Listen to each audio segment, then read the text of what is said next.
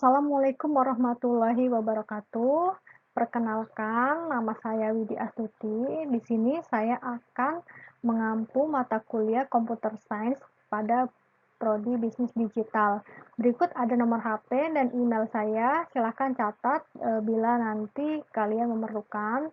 Dan jangan lupa masukkan saya ke WhatsApp grup pada mata kuliah Computer Science.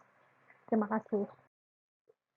Pada pertemuan satu ini, kita akan membahas tentang kontrak perkuliahan dan juga proyek, sejarah pengembangan bahasa Python, dan juga pengenalan struktur program Python dan IDE PyCharm. Oke, sudah siap? Ya, yang pertama yaitu capaian pembelajaran pada mata kuliah Computer Science. Apa sih capaian kita untuk mata kuliah ini? Yaitu diharapkan mahasiswa dapat menjelaskan konsep dari computer science ini secara logis dan terukur. Kemudian diharapkan mahasiswa dapat mengetahui identifikasi untuk memecahkan masalah ya pada studi kasus. Kemudian mahasiswa dapat mendemonstrasikan aplikasi yang ada di mata kuliah computer science, yaitu PyCharm itu sendiri.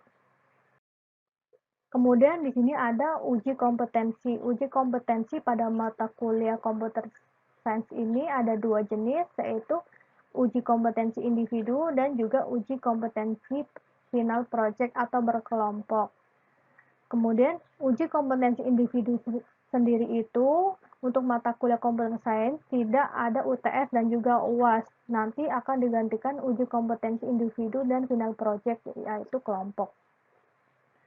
Kemudian uji kompetensi individu akan dilaksanakan pada pertemuan 12. Masing-masing mahasiswa diminta mengerjakan soal yang sudah ditentukan dan wajib membawa laptop. Nanti jika uji kompetensinya secara individu melalui Zoom, kita berarti akan Zoom per individu, seperti itu ya. Kemudian uji kompetensi final project atau kelompok. Jadi di sini mahasiswa dapat menentukan dulu kelompoknya di satu kelas ini ada berapa. Misal ada 30, bolehlah dibagi 3 satu kelompok. Seperti itu ya. Final project dilakukan pada pertemuan 13 sampai 15. Jadi setelah kita melakukan uji kompetensi individu, hari pertemuan selanjutnya yaitu 13 sampai 15 kita akan melaksanakan uji kompetensi secara kelompok. Di mana uji kompetensi kelompok ini ketentuannya sebagai berikut, yaitu yang pertama isi dari final project itu sendiri. Nilai running program diambil berdasarkan logika program, OOP, debugging, penulisan kode program, tampilan output program itu sendiri sesuai atau tidak, kemudian alur logika dari proses project yang dibuat. Jadi harus menyatu ya, jadi satu kesatuan dari program itu sendiri. Kemudian masing-masing kelompok membuat paper laporan pembuatan final project. Nah, nanti kalian koordinasi mana yang bagian laporan, mana yang bagian project, kayak gitu, mana yang penjelasan logika program itu sendiri. Kemudian masing-masing kelompok harus menyiapkan program, paper, presentasi, dan diburning menggunakan CD. Nanti dikumpulkan. Kalau tidak bisa menggunakan CD, nanti mungkin bisa disediakan seperti Google Drive untuk masing-masing kelompok ya. Kemudian masing-masing kelompok dapat mempresentasikan hasil final project-nya. Iya, tentu harus dipresentasikan. Nanti kalian berkelompok maju seperti itu, mempresentasikan hasil dari project kalian masing-masing, masing-masing kelompok maksud saya. Kemudian di sini presentasi disajikan dengan media presentasi tentu. Kalau presentasi menggunakan aplikasi atau media presentasi PowerPoint seperti itu. Jangan sampai kalian tidak membuat PowerPoint itu sendiri, karena presentasi tanpa PowerPoint itu namanya bukan presentasi. Dan jangan lupa poin-poin yang ada di PowerPoint itu tidak terluar batas dari program kalian. Kemudian penilaian dapat ditentukan oleh dosen pengajar di ruang kelas. Ya. Sudah jelas. Kemudian tema proyek diserahkan ke dosen pengajar di pertemuan 2. Jadi nanti setelah pertemuan 1, pengenalan program, minggu depan kalian semua harus setor tema apa yang akan kalian angkat per kelompok ya, per kelompok. Kemudian proyek sudah bisa dikerjakan setelah dilakukan penyerahan tema. Jadi nanti setelah kalian sudah fix temanya apa, silahkan kalian konstruksikan tema tersebut untuk dijadikan sesuatu proyek. Dan jangan lupa kerjasama tim, yang itu penting. Jangan mau dikerjakan secara individu seperti itu. Jangan mau ada temennya yang hanya numpang nama seperti itu ya. Penilaian dilakukan oleh dosen pengajar ketika presentasi. Ya, sudah jelas. Kemudian tema proyek UAS. Di sini ada macam-macam temanya, yaitu bisa berbasis bisnis atau kalian bisa mengangkat tema penjualan, pembelian, atau pengadaan barang. Kemudian berbasis sains misalkan di bidang matematika, fisika, kimia, atau IPA. Kemudian animasi edukasi berbasis kesehatan, contohnya diagnosa penyakit atau edukasi tentang pembelajaran untuk anak-anak atau edukasi tentang pengetahuan alam lainnya gitu ya, kayak jenis-jenis serangga, jenis-jenis apa tumbuhan juga bisa mungkin ya namanya, yang bisa dalam bentuk animasi edukasi gitu untuk keilmuan. Kemudian kreativitas tampilan. Ya, memang kreativitas tampilan harus bagus, temanya juga harus menarik, juga penilaian bisa ditentukan oleh dosen pengajar. Kemudian pertemuan 1 itu ada instalasi program Python, instalasi aplikasi Picam, sejarah perkembangan bahasa pemrograman Python, pengenalan struktur program Python, pengenalan IDE Picam. Nah, ini ada link download program. Silahkan masing-masing individu bisa mendownload program Python dan juga download Picam-nya. Nah, di dalam slide ini sudah jelas ya tata cara kalian mendownload aplikasinya sampai aplikasi itu sudah selesai terinstall. Jadi, kalian yang tidak paham boleh mengajukan pertanyaan kepada saya nanti di WhatsApp group, atau ada yang belum berhasil, teman-temannya boleh dibantu yang sudah bisa. Yang pertama, siapkan laptop, tentu laptop sudah ada. Kemudian master Python-nya di-download dulu di www.python.org, download. Kemudian ini aplikasi mentahan Picam-nya ya, ini yang paling penting. Silakan di-download di www.getbrains.com. Kemudian jika sudah tampilan seperti ini, kalian klik download. Nah, setelah selesai mengunduh kedua aplikasi tersebut, kita double klik aplikasi Python yang sudah kita unduh terlebih dahulu untuk diinstal. Jadi, yang pertama kita install dulu Python-nya, kemudian kita install Picam-nya. Ini kan. Install Python, install now. Silakan klik install now, kemudian tunggu prosesnya selesai dulu. Setelah selesai instalasi Python, kemudian kita akan menginstalasi Picam-nya. Kita buka aplikasi Picam-nya, kita klik next, kemudian kita pilih penyimpanannya di mana, biasanya di folder C ya.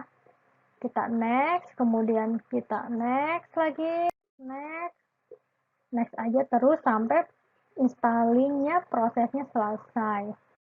Nah, jika sudah selesai baru kita finish, kita cari di folder mana. Biasanya di folder C ya, di folder C, terus bagian program file, kamu ketik saja Picam, atau bisa dikopas nih, Picam 64.exe. Kemudian setelah udah, tampilannya seperti ini. Tampilan awalnya seperti ini, kemudian kalian klik create ya, create new project, atau kalau tidak silakan di next dulu. Di next sampai muncul seperti ini. Ini adalah tempat penyimpanan program, nanti kalian mau di mana. Nah, ini adalah tampilan ketika kalian sudah selesai menyimpan file di sini. Silahkan klik tombol create. Untuk membuat file baru, kita bisa menggunakan beberapa cara. Bisa dengan klik menu new, kemudian pilih Python file. Bisa juga dengan klik kanan pada folder kita, kemudian pilih Python file. Pengenalan bahasa pemrograman Python. Python sendiri ini diciptakan oleh Guido van Rossum. Pertama kali di Belanda pada tahun 1990-an. Bahasa Python tersendiri itu terinspirasi dari pemrograman ABC. Sampai sekarang, Guido masih menjadi penulis utama untuk Python. Meskipun bersifat open source, sehingga ribuan orang juga bisa berkontribusi dalam pengembangannya. Ini silahkan dibaca tentang sejarah. Intinya sejarah Python ini diciptakan oleh Guido van Rossum. Dan kelanjutannya bisa dibaca sendiri.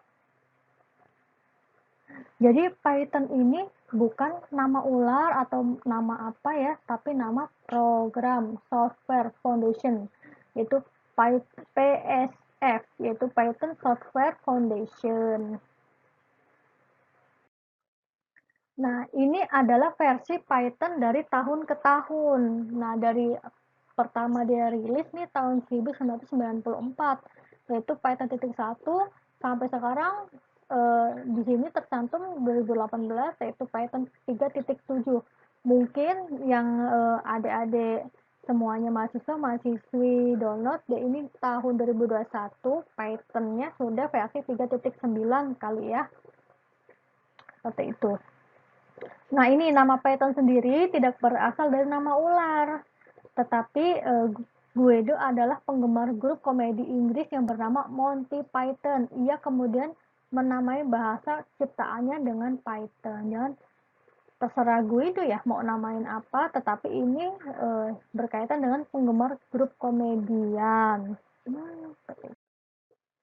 Mengapa harus Python? Jadi Python ini bahasa pemrograman yang populer, apalagi di tahun era sekarang 2021 bahasa pemrograman Python ini semakin populer ya, walaupun sebelumnya tidak terlalu, tapi setelah ada corona ini semakin populer. Bahasa Python ini berada di urutan ketiga loh bahasa pemrograman populer di dunia. Python relatif lebih mudah dipelajari dan digunakan dibandingkan bahasa pemrograman lain. Coba bayangkan aja kalau kalian ada di mata kuliah dasar pemrograman bahasa lain seperti C++, bahasa C, maupun Java. Ya, pada pemrograman tersebut ada banyak sekali baris program untuk menampilkan satu program, tetapi kalau di Python hanya menggunakan satu script saja untuk menampilkan satu program seperti itu. Jadi lebih efisien, lebih mudah dipahami juga. Nah, di sini ada selain lebih mudah dibaca, Python juga lebih efisien dibandingkan bahasa lain seperti C, C++ maupun Java. Untuk menentukan suatu dengan 5 baris kode yang ada di bahasa lain, bisa jadi Python hanya memerlukan satu baris kode. Iya, benar. Seperti yang tadi sudah dijelaskan, Python hanya butuh satu baris kode untuk menampilkan satu include-an. Kemudian, Python merupakan bahasa multifungsi, benar. Dengan Python, Anda bisa melakukan berbagai hal, mulai dari mengompres teks, membuat website, membuat program jaringan, robotika, data mining, sampai dengan kecerdasan buatan. Dengan Python, Anda juga bisa membuat aplikasi berbasis desktop maupun berbasis smartphone. Python kaya akan dukungan library pustakanya standar. Biasanya kalau library pustaka ini kita harus menginstal dulu, di-plug dulu di bagian baris programnya dulu, baru kita bisa mengeksekusi. Tapi nanti kalau kalian ingin mengetahui library Python itu ada apa aja, silahkan di search di Google, ada banyak. Kalian tidak perlu menghafalkan satu per satu. Python bisa berinteraksi dengan bahasa lain. Kode Python bisa memanggil bahasa C, C++, dan sebaliknya juga bisa dipanggil dari bahasa lain. Ya, benar. Nanti kita coba. Di sini ada kelemahan Python. Dari banyak kelebihan, tentu juga ada kelemahannya, yaitu kekurangan Python dengan bahasa lain di sini sedikit lebih lambat pada saat dijalankan dibandingkan bahasa C maupun C++. Memang kalian yang laptopnya mungkin speknya belum di bawah ya, di bawah standar atau gimana, mohon maaf. Mungkin ketika kalian menjalankan pemrograman Python ini ada sedikit kendala, itu lama banget. Jadi kalau mau menjalankan ini, misalkan kita mau dipakai jam 1, jadi jam setengah 1 deh, kalian running dulu biar programnya itu siap dulu. Memang berat banget ini programnya. Untuk program besar yang membutuhkan kecepatan pemrosesan tinggi, Python kalah cepat dari bahasa C, tapi untuk hal selain itu Python lebih mudah dan lebih baik dari bahasa lain memang. Di banyak kelebihan pasti ada kekurangan. Kemudian kode sumber sekarang sudah dioptimasi menggunakan bahasa C sehingga kecepatannya juga lebih sangat mendekati bahasa C. Spesifikasi komputer juga sekarang ini bisa semakin tinggi sehingga pemroses program dengan cepat. Sehingga seringkali ini tidak menjadi hal penting dan bisa diabaikan. Ya, memang bahasa-bahasa Python makin muncul berbaruan. Jadi makanya untuk library-nya kalian tidak perlu menghafalkan apa library ini untuk ini untuk ini. Tidak, nanti lambat laun library itu akan mengupdate sendiri dan tidak pakem harus kalau print ya print, itu enggak. Sekilas tentang bahasa Python. Python adalah bahasa pemrograman interpretatif multiguna dengan filosofi perancangan yang berfokus pada tingkat keterbacaan kode. Python diklaim sebagai pemrograman yang menggabungkan kapabilitas bahasa yang menggabungkan kapabilitas kemampuan dengan sintaks kode yang sangat jelas dan dilengkapi dengan multifungsionalitas pustaka standar yang besar serta komprehensif. Python juga mendukung multi-paradigma pemrograman utamanya, namun tidak dibatasi pada pemrograman berorientasi objek, pemrograman imperatif, dan pemrograman fungsional. Salah satu fitur yang tersedia pada Python adalah sebagai bahasa pemrograman yang dinamis, yang dilengkapi dengan manajemen memori otomatis. Seperti halnya pada pemrograman dinamis lainnya, Python umumnya digunakan sebagai bahasa script meski pada praktiknya penggunaan bahasa ini lebih luas mencakup konteks pemanfaatan pengembangan perangkat lunak dan dapat dijalankan sebagai platform sistem operasi. Ya, ini yang paling penting yaitu IDE PyCharm. IDE PyCharm itu apa sih? IDE PyCharm itu integrated development ya, yang ada di Python. Merupakan lembar kerja yang terbaru untuk mengembangkan program. IDE PyCharm dapat digunakan untuk menulis naskah program, mengkompilasi, debugging atau pengujian, link atau objektif dan library ke program, dan menjalankan program atau running. Kemudian, struktur program Python. Struktur bahasa pemrograman Python berbeda dengan struktur bahasa pemrograman lainnya. Dalam bahasa di sini, contohnya di sini pada pemrograman C++ untuk menampilkan kata hello world saja, dia membutuhkan berapa? 1, 2, 3, 4, 5, 6. 6 baris untuk menampilkan kata hello world. Harus menginclude stream, main, kurung buka kurung tutup, terus kurung buka code untuk menampilkan hello world. Kemudian di pemrograman Java dia butuh berapa baris? 1, 2, 3, 4, 5, 6. 6 baris untuk menampilkan kata hello world saja. Rumit sekali ya kalau kalian udah belajar C++ dan juga Java, sedangkan di Python cuma 1 baris. Bener kan? Pada pemrograman Python ini lebih fleksibel sekali dan lebih cepat dipahami karena apa? Dalam bahasa ini lebih simple ya. Untuk menampilkan 1 baris kata saja, dia hanya memerlukan 1 baris program ya, dengan print titik 2 hello world. Itu saja sudah tampil. Sedangkan pada bahasa C++ dan juga Java, mereka memerlukan beberapa baris program hanya untuk menampilkan kata ini. Alhamdulillah. Contoh, nah ini contohnya, buatlah project baru dengan nama belajar Python, tambahkan file baru dengan nama latihan 1, tulis coding di bawah ini, silakan dicoba dulu yang sudah berhasil diinstal aplikasinya dengan mengikuti contoh ini ya. Nanti untuk namanya ya, kalian print nama masing-masing ya, jangan Sumanto. Kelasnya juga dengan kelas yang sekarang, bisnis digital ya. Jurusan juga bisnis digital. Oke, disesuaikan dengan nama kalian masing-masing. Kelasnya kelas ini yaitu bisnis digital, ya, dan jurusannya juga bisnis digital. Silakan dicoba, oke?